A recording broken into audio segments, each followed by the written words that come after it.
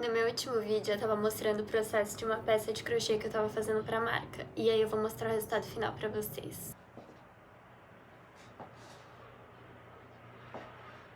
Agora eu tô trabalhando em outro projeto já. Eu tô fazendo uma jaqueta sob encomenda, inspirado nessa jaqueta aqui, da Unif. Ali, Filó.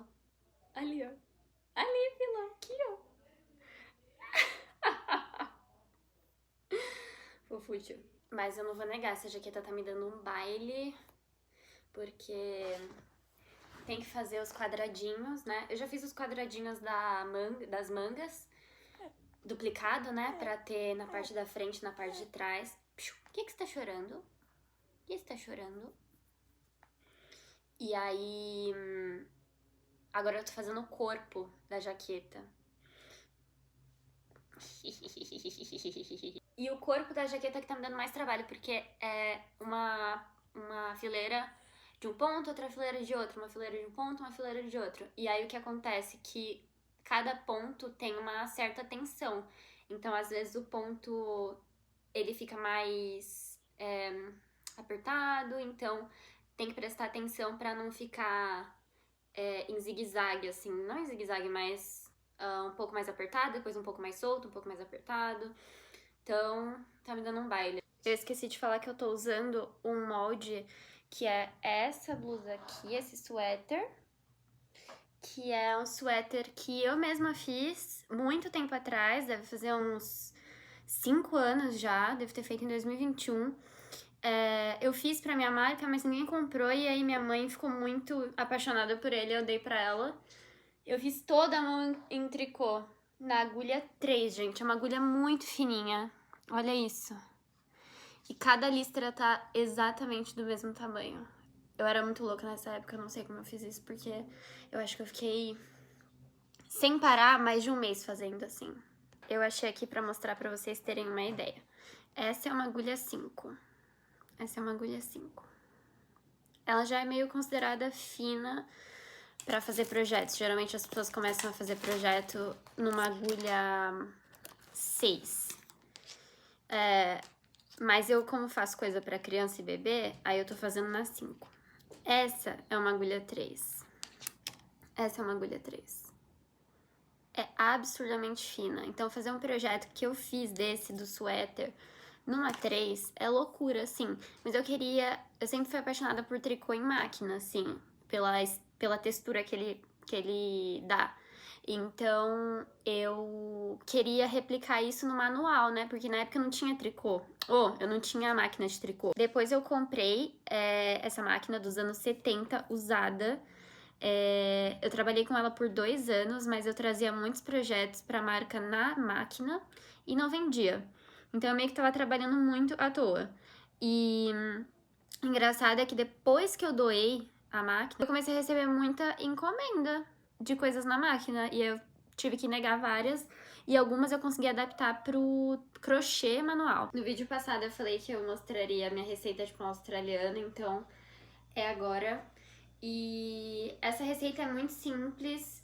Eu achei na internet uma das mais simples que eu achei, mas ela pede por farinha de arroz e farinha de aveia. Só que eu só uso farinha de aveia. E eu não sei se a farinha de arroz é um pouco mais densa, mas as proporções mudam um pouco quando você só usa farinha de aveia. Eu gosto muito dessa receita, eu tô fazendo ela direto. E ela não tem glúten, não tem lactose. Então, é bem leve, assim, e eu tenho muito problema de inchaço no meu estômago, então, no meu intestino, sei lá. Então, quando eu como ele, eu não fico inchada igual outros pães com glúten. Tô com todos os ingredientes aqui, então eu vou mostrar primeiro. Farinha de aveia, eu ainda não sei quanto que eu vou usar, depois eu falo. Leite. Eu uso esse leite, mas a receita pede por leite integral de vaca mesmo. Aí eu uso esse mel orgânico, fermento, canela e adicional que eu nunca fiz, mas eu vou fazer agora que me deu vontade. Qual é o nome disso? Castanha de caju, cacau Ele pede por 100%, o meu só tem 50%. E 4 ovos. Aí eu vou falar as proporções certinhas. Ele, na receita, eu não sei porque eu tô falando ele, mas na receita é tipo assim, é pouco mel, sabe, nada de açúcar, não sei o que. Mas aqui eu gosto de bastante mel no meu pão australiano. E esse mel, ele é orgânico, então assim, eu já não tô usando açúcar, então eu vou colocar o máximo possível. Não o máximo possível, mas o que eu acho que vai ser pra deixar meu pão docinho, sabe? Tá, eu coloquei aqui a quantidade de mel que eu acho que vai ser bom. E, honestamente, eu não faço a... Como que fala? Ai, meu Deus! A sequência que a receita pede. Eu só vou e coloco os ingredientes, mas eu faço todos os líquidos primeiro e depois todos os sólidos. Eu coloquei, então, o mel. Aí eu coloquei aproximadamente meia xícara que eu tô medindo assim. O leite eu não medi, mas eu vou começar a medir a partir da farinha. Então, aproximadamente meia xícara de leite vegetal. Eu uso esse de coco e caju. Mas meu, de amêndoa deve ficar uma delícia também, honestamente. E aí eu adicionei 3 ovos. Novamente eu mudando. A receita fala 4 ovos. Eu já fiz outras vezes. Ele fica muito líquido. E aí você tem que adicionar muita farinha. E aí depois o bolo fica meio farinhento, sabe? Então eu fui adaptando a receita ao longo do tempo que eu venho fazendo esse pão pra que fique o menos pesado possível, entendeu? Que fique com o mínimo de farinha possível. Agora eu vou ligar o forno a 180 graus e deixar ele pré-aquecendo por mais ou menos uns 10 minutos. Canela a gosto. Cacau em pó. Aí é 1 colher de sopa de cacau em pó. Isso aqui eu gosto de ter meio que certinho, porque eu não quero muito gosto de cacau. A gente não quer exatamente um gosto de cacau na massa, não fica com um gosto muito forte. É mais, pra mim, é mais a cor que traz mesmo. E junto com o gosto do mel fica bem gostoso. Tá, eu usei exatamente 2 xícaras de farinha de aveia. Agora, acabou aqui. Eu tô com muita preguiça de untar, assim... Isso é de teflon, mas eu não confio muito que não vai grudar. Então, eu vou colocar um papel manteiga mesmo que eu tinha aqui. Da última vez que eu fiz papel manteiga, ele grudou. Mas vamos torcer pra que não grude. Eu acho que tem que esperar esfriar bem a massa. Tá no forno e eu esqueci de colocar castanha. Meia hora no forno e 20 minutos esfriando e esse é o resultado final. É assim que ele fica por dentro.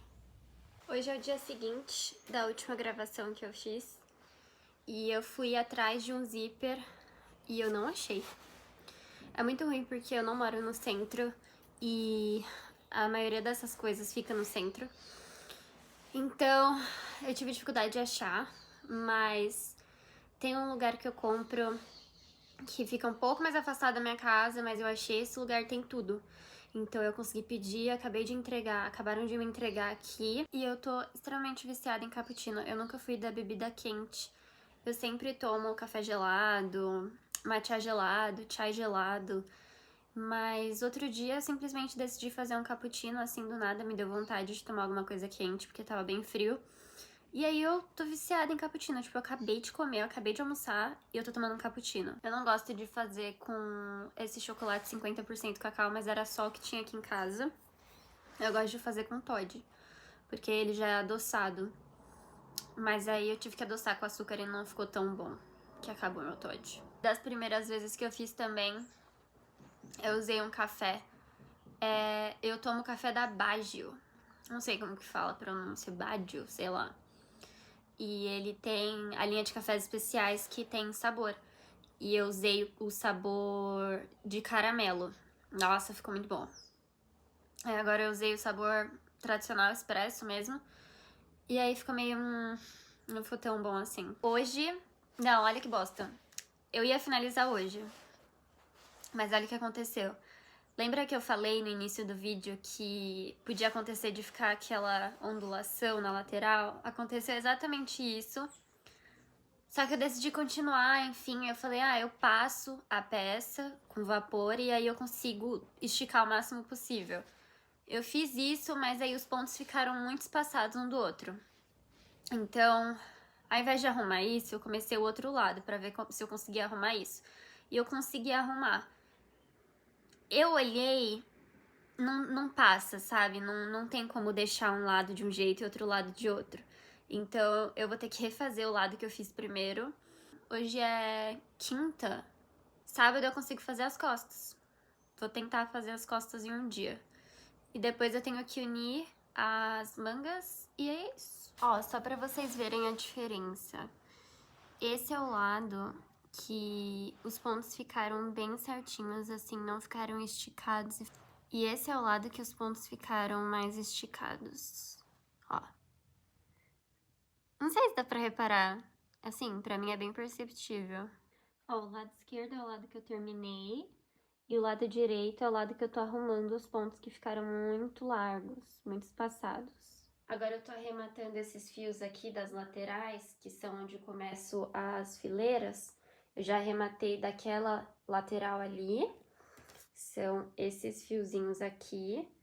E eu já tô fazendo isso porque eu já fiz as duas partes da frente. Então eu já vou fazer isso agora pra eu não ter que fazer as costas e as duas partes da frente depois, porque é um processo meio chato. Eu tava mexendo na minha galeria pra limpar algumas fotos e aí eu achei uns vídeos de 2022 quando eu fiz um curso de auxiliar de veterinário de animais silvestres.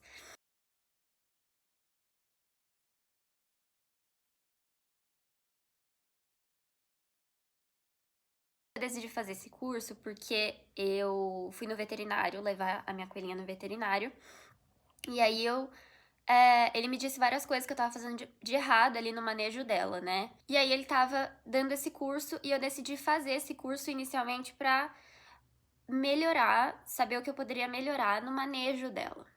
De uma forma bem dinâmica, assim. Realmente aprender sobre coelhos, né? Ele não tava dando esse curso para pessoas que iam lá na clínica dele, ele nem divulgava isso na clínica. Eu que fucei e achei, pesquisando o nome dele na época. E ele dava esse curso principalmente para alunos de veterinária mesmo. E eu sempre fui apaixonada por cobras e por répteis no geral. Nesse curso, eu me apaixonei muito mais por répteis, ainda mais por répteis, mas especificamente eu fiquei fascinada por lagartos. E desde que eu fiz esse curso, eu decidi que eu queria ter um teio brasileiro. Só que eu moro numa casa hoje que não é muito grande e eu tenho outros bichos, então não teria como eu fornecer o manejo que o teio precisa, por ele ser muito grande. Eu lembro que na época a gente falava muito sobre o pogona, porque é um réptil que muitas pessoas têm e tem um manejo mais fácil, é um réptil pequeno. Esse ano eu comecei a pesquisar mais sobre pogonas e eu tô extremamente fascinada. Eu quero muito ter uma pogona antes de ter o teiu, porque é um animal que eu conseguiria ter aqui. Mas aí eu fico pensando, né? É um animal muito específico. Eu não sei como eu faria pra deixar ele quando eu precisasse viajar ou não tivesse presente, enfim. E então, esse é um grande impedimento, assim, de pegar um animal desse. Eu vi uma menina falando outro dia também sobre o preço das coisas, assim, né? Eu sempre soube que é um preço bem elevado, assim, pra você ter um animal desse, porque você precisa de lâmpadas. Essas lâmpadas são caras. Então eu achei o que ela falou muito inteligente de você ir comprando aos poucos. Eu nunca tinha pensado nisso. Então compra as lâmpadas em um período. Tipo, se programa com 1 ano de antecedência pra pegar esse animal, porque realmente um animal desse precisa de muita programação. Então, compra as lâmpadas em um período, depois compra o terrário, pedras de aquecimento, tem a questão da conta de luz, que aumenta a alimentação. A alimentação especificamente da pogona não é tão cara, porque quando ela é filhotinha ainda, ela come insetos, mas depois que ela fica adulta, ela come mais vegetais mesmo e frutas. E o animal em si, né, que é bem caro. Mas enfim, eu só falei sobre isso porque eu tava limpando a minha galeria e aí eu lembrei de quando eu fiz esse curso maravilhoso e, enfim, a minha vontade de ter uma pogona.